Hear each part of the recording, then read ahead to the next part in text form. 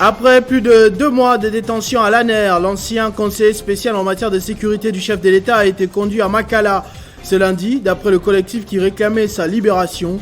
Nous serons en ligne dans ce journal avec Claudel Loubaya qui dénonce une démarche irrégulière. Le calvaire des conducteurs se poursuit encore ce matin. Les rares stations-service qui vendent du carburant sont inondées par de longues files de véhicules et taxis-motos. Situation avec des répercussions fatales dans les déplacements de la population. Mesdames et messieurs, bonjour et bienvenue dans ce journal. À la surprise générale ou pas, l'ancien conseiller spécial en matière de sécurité du chef de l'État, François Béat, a été transféré à Makala ce lundi. C'est le collectif Free François Béat qui a lancé l'alerte dénonçant un sérieux vice de procédure. Privé de liberté depuis février, mais le monsieur sécurité de Félix Tshisekedi n'a officiellement jamais été jugé pour les faits lui reprochés. Il y a notamment beaucoup d'interrogations à ces sujets, comme c'est le cas du député national Claudel Loubaya qui dénonce une démarche entachée d'irrégularité. Nous l'avons interrogé au téléphone. Bonjour monsieur le député national. Première question, il est pour vous illégal à l'heure actuelle d'incarcérer François Béat à Makala? Je refuse de croire, mieux d'adhérer à l'hypothèse selon laquelle il s'agirait d'un règlement de comptes politiques. Non, c'est faux. À mon sens, c'est faux. Il s'agit certainement des faits que les services à leur niveau pourraient avoir réuni et qui seraient à la base de son interpellation. Mais quelle qu'en soit la gravité ou le sérieux, cela ne justifie pas le fait qu'il soit arrêté arbitrairement et détenu illégalement pendant plus de 60 jours, soit sans qu'il ne soit présenté devant un juge compétent. Ce qu'il y a à retenir dans cette affaire, c'est que ça met en péril les principes élémentaires qui régissent tout état de droit. Et que tant que Béat sera dans les conditions qui sont les siennes, où il n'est même pas possible d'obtenir ou de solliciter pour lui une liberté provisoire, faute de dossier et faute de magistrats compétents, ça ébranle tout le discours sur l'état de droit. Mais peut-on donc, dans ce cas, parler de manipulation judiciaire pour un règlement de compte politique? Dans l'affaire Béat, il y a beaucoup à dire. Et comme tout le monde, nous avons suivi hier soir, en fin de soir de journée, qu'il avait été transféré à la prison centrale de Makala. Ce qu'il faut noter ici, c'est qu'en l'absence d'un dossier judiciaire dûment instruit par un magistrat compétent, dans le respect de la loi et de celui du droit de la défense garanti à toute personne, le placement de plusieurs soirs de M. Béat à la prison centrale de Makala constitue à la fois une violation de la Constitution et une détention tout aussi illégale qu'irrégulière. Ce qui renforce le caractère fondamentalement arbitraire de son arrestation et qui appelle rapidement de la part des autorités qu'il soit présenté devant un juge compétent et qu'il lui soit signifié les faits qui lui sont reprochés. À défaut, qu'il bénéficie de sa liberté parce que le détenir pendant plus de 60 jours aujourd'hui, sans motif valable et sans qu'il ne soit porté à sa connaissance les faits qui lui sont reprochés, constitue une violation pure et simple de la Constitution. Merci monsieur le député national. Autre chose à présent, comme lundi et peu avant dimanche, le calvaire des chauffeurs congolais persiste. Les longues files dans les rares stations de service qui servent encore aussi, réelle rupture des stocks ou encore ce conflit interne évoqué en rumeur malgré la communication officielle du ministre de tutelle et de quelques opérateurs économiques du secteur. La situation ne s'améliore pas. La population en panique continue de faire des réserves en carburant à domicile avec toutes les conséquences qui en résultent, notamment les prix de la pompe qui gonflent mais aussi de frais de transport pour le déplacement dans la ville. C'est une situation soupçonnée depuis des semaines et qui semble s'envenimer au fil de temps. Depuis dimanche soir, des images surréalistes de la population à pied ou en voiture en train de s'approvisionner en carburant ont créé une vive polémique en début de semaine. Conséquences directes sur le terrain. Nos équipes ont constaté une hausse des prix de courses unilatérales pour les déplacements à Kinshasa par différents transporteurs. Comme depuis les débuts de cette crise, le gouvernement est toujours serein. Le ministre en charge des hydrocarbures a formellement nié une quelconque pénurie de carburant dans le pays, malgré la situation compliquée que vit le monde entier en ce moment. Les responsables de CEP Congo ainsi que quelques différents distributeurs de carburant dans le pays qui ont rencontré Didier Boudimbu sont également du même avis. Il n'y a pas de pénurie de carburant, du moins pas pour le moment. On est passé par une petite phase peut-être technique, mais tout se remet en ordre et les produits sont là. La panique observée est due à une rumeur que la pétrolière congolaise maîtrise. Nous avons pris des dispositions pour que toutes nos stations soient ravitaillées et servir les peuples. Donc, ils seront servis, il n'y a pas de problème. Seulement, avant que l'information ne puisse circuler suffisamment, les clients ont résolu de faire des réserves, déséquilibrant ainsi la distribution habituelle du carburant dans la ville. Ce qui s'est passé, c'est qu'à un moment donné, les stocks étaient très bas et nous n'avions pas de visibilité. Et donc, apparemment, l'information a circulé. Il y a eu un peu de panique en ville. Et donc, les clients se sont précipités sur les points de vente. Il y en a qui ont fait du stock et donc ça a tari les stocks dans les stations. Engen, RDC, dont le directeur général et le président du groupe professionnel des distributeurs des produits pétroliers, a informé l'opinion qu'un navire de 25 000 tonnes d'essence, environ 30 millions de litres, a été réceptionné dimanche à Moanda pour faire face à la diminution des stocks. Deux membres du gouvernement, déjà convoqués à l'Assemblée nationale autrefois, devront y retourner bientôt, en ce mois de mars, visiblement pas convaincus de leur défense. Daniel Asselo de l'Intérieur et Augustin Kibasa Maliba des postes télécommunications devront répondre à des questions des élus. Ils leur est respectivement reproché l'instabilité dans les provinces pour l'un et pour l'autre. L'on veut purement et simplement le remboursement des frais collectés juste là pour les rames. Annoncé tambour battant, la session législative 2022 ne trahit pas les prédictions. Après la déchéance inédite d'un membre du gouvernement, Samalou Condé, et pas le moindre, les parlementaires poursuivent une intense activité de contrôle en ce mois de mars. Le vice-premier ministre de l'Intérieur, Daniel Asselo, dont on se souviendra la colère noire il y a encore quelques semaines, aux portes même du Palais du Peuple, a de nouveau été convoqué par les élus, visés par une motion de défiance. Lundi, dans l'après-midi, l'honorable Lutundula a déposé une lettre avec en annexe 77 signatures des élus nationaux. Le patron de la territoriale congolaise est accusé de ne pas bien gérer la crise observée au niveau des provinces et autres secteurs qui relèvent de ses attributions. L'autre cadavre sorti du placard, c'est l'affaire RAM, qui a longtemps fait réagir l'opinion avant sa suspension. Seulement, pas convaincu par l'utilisation des fonds ponctionnés à des millions d'abonnés, l'honorable Inagossi réclame quant à elle le remboursement, pur et simple, dans un délai raisonnable. Il y a quelques mois encore, Augustin Kibasa Maliba, ministre des Postes, Télécommunications et Nouvelles Technologies de l'Information et de la Communication, était déjà devant les députés qui ne l'avaient pas du tout ménagé. Pour plus d'une voix dans l'opinion, il est difficile de tourner la page RAM sans une explication convaincante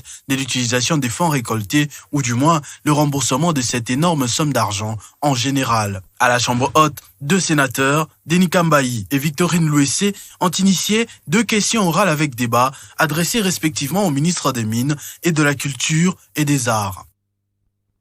Après la plénière consacrée à l'évaluation de l'application des recommandations adressées au gouvernement dans le cadre de la mise en œuvre de l'état de siège, le speaker de la Chambre basse du Parlement a reçu en audience en son cabinet du Palais du Peuple le Belge Joachim Coens, président du parti flamand belge CDMV, démocrate chrétien. La visite avec le le président de l'Assemblée nationale était très intéressant. On a parlé un peu de tout, du système politique, des importances de collaboration, de comment on puisse faire l'agriculture, mais aussi de la position des femmes en politique, etc. Donc c'était des différents sujets, l'énergie. Donc on a parlé de beaucoup de choses. Nous, on a des défis dans notre pays, vous avez des défis et il faut voir comment on peut voir ensemble le futur. Par exemple, nous, on a des défis sur le plan d'énergie, le climat, etc. Vous avez des défis sur le plan d'infrastructure ou de la santé. Donc, c'est ça qu'il faut chercher, comment on puisse avancer ensemble dans les deux directions, sur le plan, dans un équilibre des deux côtés. Je suis ici avec une délégation de notre parti, mais j'ai préféré de faire une délégation de jeunes, ça veut dire des gens qui ne sont pas encore venus au Congo.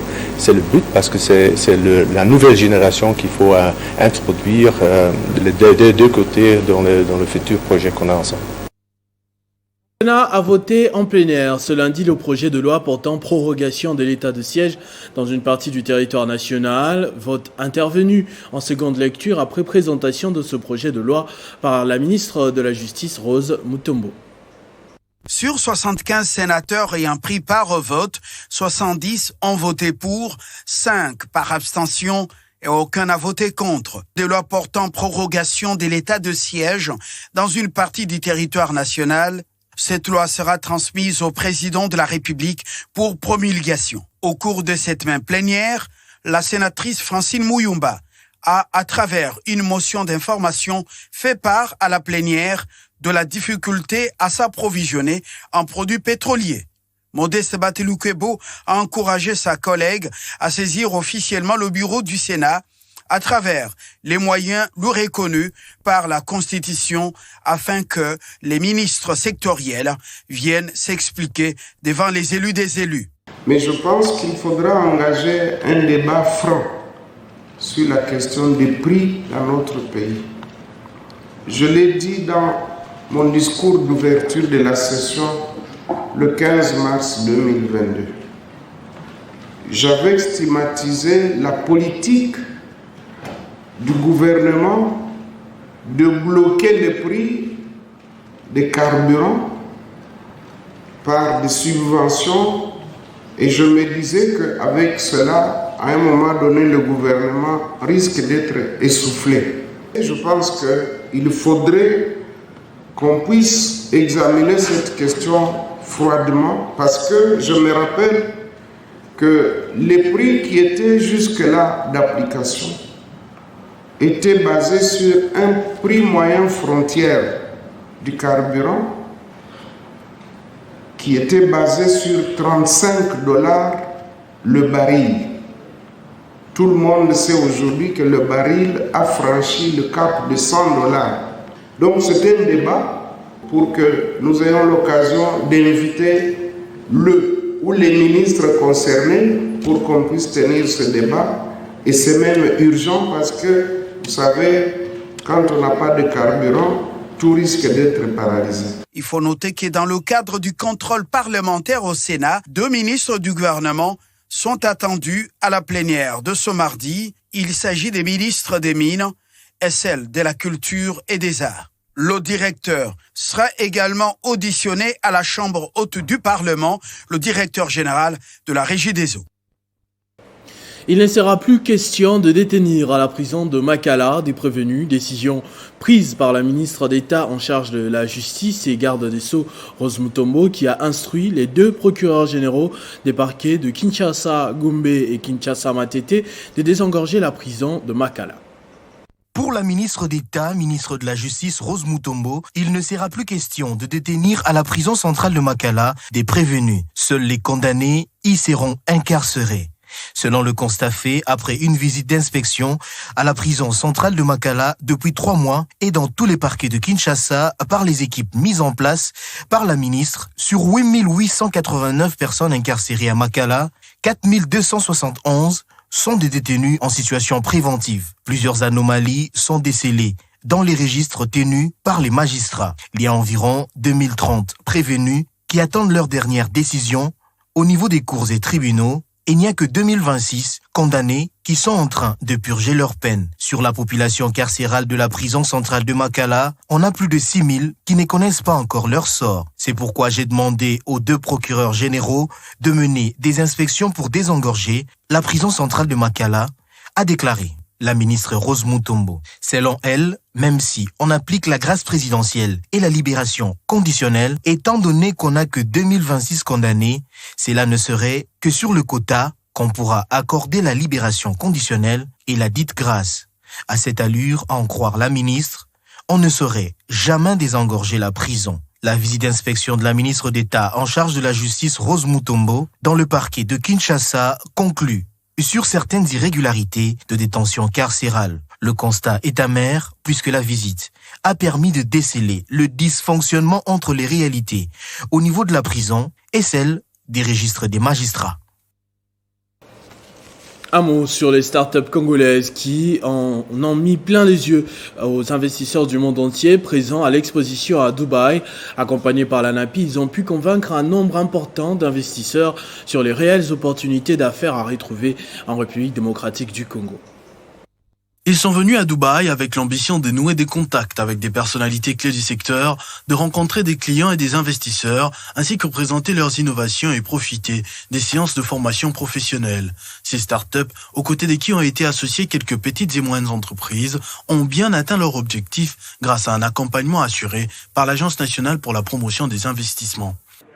J'ai vraiment beaucoup gagné, en expérience surtout, comment construire vraiment un business plan bien précis avec l'ANAPI. Ils vont vraiment beaucoup aider. J'ai eu à croiser plusieurs personnels de plusieurs pays qui m'ont donné de contacts, comment, si je veux avoir un supply pour le matériel, à qui contacter. Franchement, je ne suis plus la seule qui était venue ici autrefois. Donc ma façon de voir les choses a vraiment changé. Sélectionnés dans différents domaines, ces porteurs de projets innovants ont présenté aux nombreux participants à la réunion annuelle 2022 de Dubaï sur les investissements l'immensité du génie congolais qui s'organise dans l'entrepreneuriat. Nous demandons encore à l'ANAPI de continuer à faire ce genre d'activité parce que ça nous permet finalement de découvrir nos failles, ça nous permet de voir le futur, mais aussi ça nous donne une opportunité de mieux nous organiser. Avec ces 18 startups, la RDC a non seulement ramené le plus grand nombre d'exposants à Dubaï, mais aussi aligné 5 représentants sur les 50 sélectionnés pour le concours de pitch qui a récompensé 3 meilleurs projets. Plusieurs d'entre ces startups ont pris des contacts sérieux. Fidèle à ses missions, notamment celle d'accompagner des investisseurs, l'ANAPI va également assurer le suivi de ces startups avec l'ambition d'en faire plus tard des grandes entreprises. La Cour d'appel du Rwanda a confirmé la condamnation à 25 années de prison pour terrorisme de l'opposant Rusesabagina, rendu célèbre par le film Hôtel Rwanda, rejetant l'appel du parquet qui souhaitait une peine plus lourde. Le tribunal estime que sa peine ne doit pas être alourdie car les 25 ans qu'il a obtenus sont conformes au poids de ce crime et le tribunal maintient à sa peine, a déclaré le juge. La guerre, oui, mais les affaires aussi, mais seulement pour l'Ukraine, une question de plus en plus soulevée dans l'opinion occidentale consécutivement à la position de Zelensky, le chef d'État ukrainien, qui tenterait de victimiser les entreprises européennes qui continuent de faire des affaires en Russie alors que des dizaines de millions de foyers dans son pays bénéficient encore du gaz de la plus importante société de gaz en Russie. Depuis les débuts des affrontements effectifs, précédés par une longue période d'escalade verbale, l'on aura remarqué que la communication joue un rôle prépondérant dans le conflit entre la Russie et l'Ukraine. Une guerre des armes, mais aussi des médias qui ont chacun clairement choisi leur camp. Au moment où, à défaut de l'intervention militaire de l'OTAN, l'Ukraine a sollicité des sanctions sévères contre la Russie, le pays lui-même continue de faire des affaires avec cette dernière. À l'heure actuelle, malgré les bombardements et les plaintes, 11 700 000 foyers ukrainiens sur 12 millions utilisent toujours du gaz russe. Une position mi-figue, mi-raisin. Présidentielle du 10 avril en France, les différents candidats sont entrés dans la dernière ligne droite de la campagne officielle qui prend fin ce vendredi. Les sondages s'accordent à donner Emmanuel Macron, Marine Le Pen et Jean-Luc Mélenchon dans le trio des têtes. Les écarts entre les candidats se resserrent. Pour en parler, nous sommes en ligne avec Henri Désiré Zouzi, producteur associé du JT diplomatique et contributeur à VOA. Première question, Henri, dites-nous sur quoi se joue exactement la présidentielle du 15 avril en France. Le premier tour de l'élection présidentielle en France, qui aura lieu dimanche 10 avril, comporte un certain nombre d'enjeux qui concernent évidemment chaque candidat. Mais si l'on s'en tient à celui qui est pour l'instant crédité par les différents sondages comme étant le favori, on dirait qu'il s'agirait bien évidemment de se faire réélire. Bien évidemment, toute la question étant de savoir quel pourrait être le score obtenu dès le premier tour. Traditionnellement, l'élection présidentielle concerne les questions les plus importantes, celles qui préoccupent les Français, les questions sociales bien évidemment, les questions de sécurité, les questions d'immigration, les questions environnementales. Et puis, on le sait, après un mandat particulièrement difficile pour Emmanuel Macron, marqué essentiellement par la crise de la Covid-19, mais aussi et surtout la crise des gilets jaunes, il y a effectivement dans l'opinion publique française un fort sentiment de mécontentement et de ressentiment par rapport à un certain nombre de mesures qui soit n'ont pas été jugées suffisamment fortes ou en tout cas insuffisante. Ce qu'il faut également noter, c'est que lorsque vous additionnez le score des extrêmes, c'est-à-dire l'extrême droite, l'extrême gauche, et dans une certaine mesure, j'allais dire, les candidats protestataires, ils sont majoritaires dans un scrutin qui, durant une quarantaine d'années, opposait systématiquement au second tour la droite et la gauche. Ce n'est plus le cas depuis 2002, puisque Jacques Chirac, on s'en souvient, s'est retrouvé avec Jean-Marie Le Pen, et puis lors de la dernière élection en 2017, Macron était déjà contre Le Pen au second tour. Mais Emmanuel Macron est en tête des sondages. Malgré son bilan mitigé par certains Français, pensez-vous qu'il pourrait quand même rempiler pour un second mandat? Alors, il faut rappeler que, en dehors d'Emmanuel Macron, les deux derniers présidents français sortants n'ont pas été réélus. On pense évidemment à Nicolas Sarkozy et à François Hollande. C'est d'ailleurs Valéry Giscard d'Estaing en 81 qui lui avait déjà été empêché de l'emporter, puisque Mitterrand l'avait emporté et avait été réélu. Jacques Chirac aussi a réussi à se faire élire en 95 et en 2002. C'est très difficile de se prononcer à ce stade-ci, mais on verra comment la situation évoluera. Tout dépendra du report des voix au second tour, parce que nous aurons probablement un candidat du centre droit qui sera opposé à un candidat de l'extrême droite. L'attitude des électeurs du camp protestataire sera déterminante. Cela va bien évidemment de l'extrême gauche aux différents partis protestataires avec la droite dite dure incarnée par Valérie Pécresse. C'est difficile de se prononcer à ce stade-ci. Tous les scénarios sont envisageables. Je rappelle par ailleurs qu'en Europe, depuis quelques années déjà, la tentation de l'extrême droite a plutôt séduit pas mal d'électeurs. Viktor Orban vient d'être réélu en Hongrie. En Autriche, ils ont fait l'expérience de l'extrême droite. Aux Pays-Bas, en Allemagne également, mais au niveau des Landers. Attention, attention, attention. À ce stade-ci, aucun pronostic sérieux n'est possible, mais Macron garde toutes ses chances. Merci Henri pour ces analyses. Le coup d'envoi des championnats d'Afrique de boxe zone 3 sera donné ce mardi au studio Mama Angebi. Les pays qui doivent prendre part à ces hostilités sont déjà à Kinshasa depuis le week-end. La RDC alignera 46 athlètes dans différentes catégories et ces championnats se tiendront du 5 au 11 avril courant. Les ingrédients sont déjà réunis pour ces championnats d'Afrique zone 3 dont le go sera donné ce mardi au studio Mama Angebi. La plupart des pays qui doivent prendre part à ces hostilités ont déjà posé leur valise à Kinshasa. Toute délégation reste déterminée à gagner la part belle. Mais on est là pour prendre les médailles, quoi. Nous sommes déjà habitués dans le championnat d'Afrique, de Jeux d'Afrique. Mais c'est la première fois qu'on vient à Kinshasa. Ouais, on était médaille d'or au Jeux d'Afrique la dernière fois, en quelle année? Maroc. On a été médaille d'or au Maroc. Après, là, on a été médaille d'or aussi à... Comment ça s'appelle? Cameroun. Cameroun était qualification pour l'Olympique. Mais bon, on est là pour préparer aussi pour le jeu du Commonwealth. On est là pour ça. Mais tout dépend du résultat qu'on va eu. Bon, on est là pour faire play. On n'est pas là pour quoi que ce soit. Et on est là pour participer, bien sûr. Et on est là pour apporter le médaille. On est là pour faire des amis, bien sûr. De rencontres avec des amis. Partage. Hein, parce que ça fait longtemps qu'on ne boxe pas dans l'Afrique. Ça fait très longtemps avec le maladie Covid-19. Mais là, je pense qu'on va retrouver le repère un peu. Signalant que d'autres pays arrivent à Kinshasa ce mardi, ils vont rejoindre les 10 qui sont déjà dans la capitale congolaise, dans l'île Maurice, la Guinée, le Kenya, Guinée équatoriale, le Cameroun, le Gabon, le Burundi, la Tanzanie, l'Ouganda et les Comores. Ce journal est terminé, je vous en rappelle tout de suite les principaux titres. Après plus de 2 mois de détention à l'ANER, l'ancien conseiller spécial en matière de sécurité du chef de l'État a été conduit à Makala ce lundi. D'après le collectif qui réclamait sa libération, nous avons été en ligne dans ce journal avec Claudel Loubaya, député national, qui dénonce une démarche irrégulière. Le calvaire des conducteurs se poursuit encore ce matin. Les rares stations-service qui vendent du carburant sont inondées par de longues files de véhicules et taxi-motos, situation avec des répercussions fatales dans les déplacements de la population. Ne nous quittez pas, la revue de presse, c'est dans un instant avec Jenny.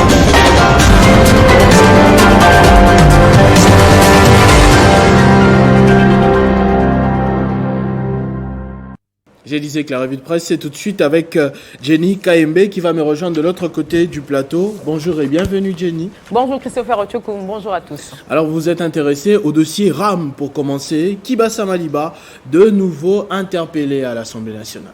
Effectivement, nous commençons notre revue de presse de ce mardi par ce sujet. Après Jean-Marie Boulambo, cette fois-ci, l'initiative est de la députée nationale Geneviève Inagossi à travers une question orale avec débat qu'elle a déposée au bureau de la Chambre basse du Parlement contre ce membre du gouvernement Samalou Condé. En tout cas, le FCC persiste et souhaite voir de l'éclairage sur ces dossiers. Kibassa devra donc fixer les députés sur les délais et modalités de remboursement des différents prélèvements des frais avec RAM, selon cette LE citée par Futur7.cd. Pourtant, Kibassa avait déjà été tiré du gouffre par les désormais anciens premier vice-président de l'Assemblée nationale, Jean-Marc Kabound, rappelle Politico.cd. Et en parlant justement du dossier RAM, à ce sujet, Politico.cd, dans un autre article, note nouvelle texte sur les appels SMS et Internet, le RAM New Look plus gourmand que le premier. D'après la Fédération des entreprises du Congo, la suppression ou plutôt la conversion de la taxe RAM sous sa nouvelle formule cible une fois de plus la population congolaise. Les 10 frais seront axés sur la consommation des services tels que les appels, les SMS et l'Internet. Selon elle, cette répercussion sur les prix touchera le plein fouet le pouvoir d'achat des consommateurs. Les taxes RAM, dans sa nouvelle formule dissimulée, semble être pire que la première version. Peut-on parler de la suppression de la taxe RAM ou la modification? En tout cas, c'est difficile. On en saura plus s'il arrive à répondre à cette question, à cette invitation en tout cas du Parlement dans les prochains jours. Tout à fait. Entre-temps, le grand maître du renseignement, comme vous l'avez désigné vous-même, a quitté les locaux de l'ANER, direction Makala depuis quelques heures. C'est un dossier géré près d'un mois dans les locaux de l'Agence nationale des renseignements dans un circuit top secret. Le grand maître du renseignement a été transféré au centre pénitentiaire et de rééducation de Kinshasa et des réactions ne cessent de tomber pour dénoncer les violations répétées. La dernière en date est celle de Claudel Loubaya, repris par Mediacongo.net. Ce dernier dénonce des violations répétées depuis l'arrestation de François Beya le 5 février dernier. Mais jusque-là, les raisons de son arrestation ne sont pas connues, complètes. Le soir.be, l'autre réaction, c'est celle de la voix de son voix qui fut fustige une détention prolongée, rapporte actualité.cd. Pour elle, l'ex-conseiller spécial du chef de l'État devrait être présenté devant une juridiction compétente pour qu'il réponde des faits qui lui sont reprochés, chose qui n'a pas encore été faite jusque-là. Comme nous parlons justement du sujet en rapport avec la justice, ceci nous a permis de jeter un coup d'œil sur l'article de radiocapi.net qui note désengorgement des prisons. Il ne sera plus question de détenir à la prison centrale des Makala des prévenus. Ceci est d'après ce média en ligne une décision de la ministre de la Justice prise à l'issue d'une séance de travail avec les parquets généraux de Kinshasa, Gombe et Matete. D'après Rose Mutombo, les condamnés y seront incarcérés à Makala, mais pas des prévenus. Est-ce la décision de la ministre de la Justice pourra sauver François Beya? C'est difficile de répondre pour l'instant et la question reste posée. Et terminons ce chapitre avec cette affaire qui a fait du buzz en son temps. Il s'agit notamment du procès 100 jours. Forum des As renseigne que Vital Kamerhe et Sami Jamal seront de nouveau devant le juge de la Cour de cassation le 11 avril prochain. Et c'est pour qu'ils soient innocentés de manière définitive ou condamnés. Nous y reviendrons après les procès. Comme vous l'avez dit, ça avait fait la pluie et le beau temps des journaux à l'époque. Autre sujet, le dernier que vous avez prévu, je vois Moïka Sanji qui entre en guerre contre le ministre des Sports, Serge Kondé. Serait-ce à cause de l'élimination des Léopards? Élimination des Léopards par les Lions d'Atlas du Maroc. Les Congolais n'y décolèrent pas. Certains ne jurent que sur les départs de l'équipe actuelle de la FECOFA et d'autre part contre du ministre des Sports et Loisirs, Serge Kondé. C'est le cas notamment du député national Moïka Sanji cité par Le Pacifique. Ce dernier a initié une question orale avec débat contre le ministre des Sports. D'après les confrères, l'ex-gouverneur du Kasaï oriental cherche malignement la tête de Serge Kondé. Merci beaucoup, Jenny Kaembe, pour tous ces titres. L'on verra ce que ça apportera pour la suite. Merci, Christopher. À tous et à toutes également, merci de votre attention soutenue. Restez fidèles au programme de votre chaîne Télé 50. Vivez heureux, vivez 100 ans, mesdames et messieurs.